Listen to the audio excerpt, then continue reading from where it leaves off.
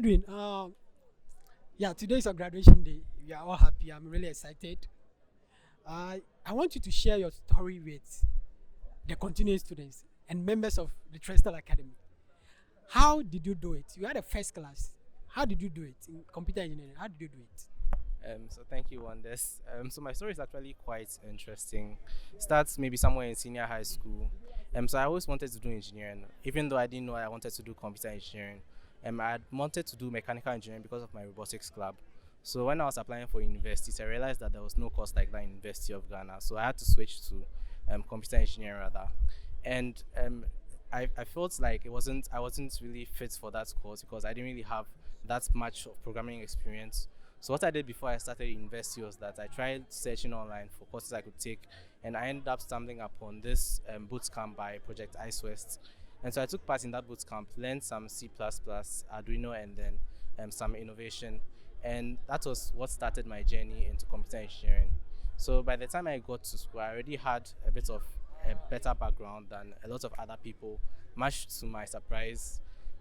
But it didn't really stop there. So most of the nights in level 100, I remember going to the BAM library to code, learn some JavaScript, learn some web development. And then even later on, when I learned about machine learning, I started learning about that course too.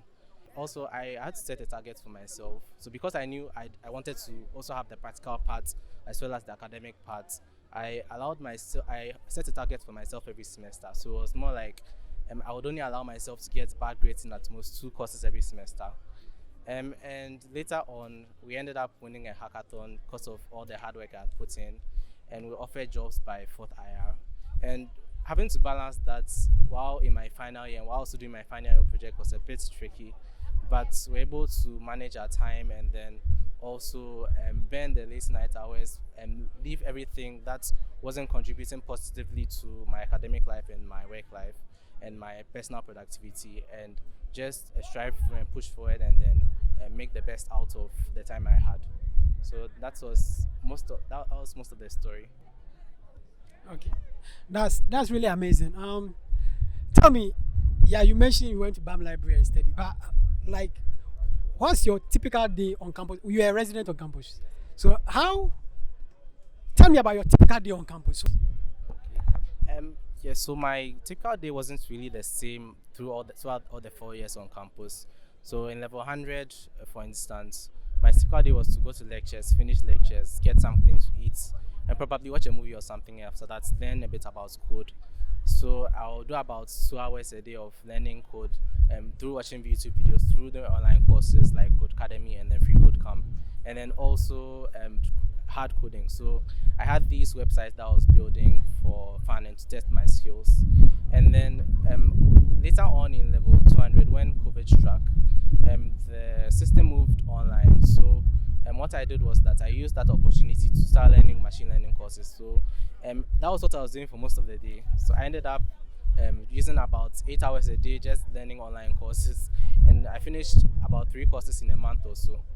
Then when COVID ended and we came to level 300 and 400, I remember the day was really stressful. So we could go for classes around 9, and then I'll not even have the chance to come back to my hall until about 5 p.m. So because of that, I had to more or less reduce the time reduce the amount of sleep I got. So usually I tried as much as possible to get enough sleep because I knew that I'm very efficient when I'm rested. So I tried to get 8 hours of sleep as much as possible, funny enough. But when COVID struck and we had all these 12 p.m. Assignments to submit, I had to try and then shift the time that I slept a bit. So rather than sleeping at 10 or 11, I used to sleep around 2 or 3 a.m. and still have to wake up and then go for lectures. That's powerful. I wish I did that when I was when I was in school as well. Yes. So through your education, I think when we were in level 300, you partook in a hackathon competition sponsored by Fort IR Switzerland, and your team emerged the top, the ultimate winners of that particular competition. You were coming to the Trestle house. You guys were sleeping over there to work on a project. It was really amazing. So share your experience with us during the hackathon. Like, just Um, So I would say, if I'm to list the top 10 most stressful periods of my life, I would add the hackathon to it, even though it was very fruitful in the end, because there was a lot of intensive coding. And I remember about 3 days in a row, I wasn't able to get enough sleep. And just the night before we had the presentation, I was coding until about 5 a.m. I knew we were going to leave the house at 6 a.m. to come to the Trestle house. And so around 5:30, that was when I just sat down in my chair and then decided to close my eyes for just 30 minutes. And I had to wake up and then go to the Trestle house to prepare for the presentation.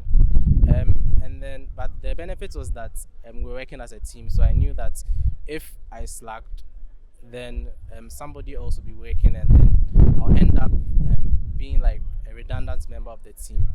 So I also had to put in my best, put in far more than I had ever put in, and then also try and then help the team produce something that was capable of winning the hackathon.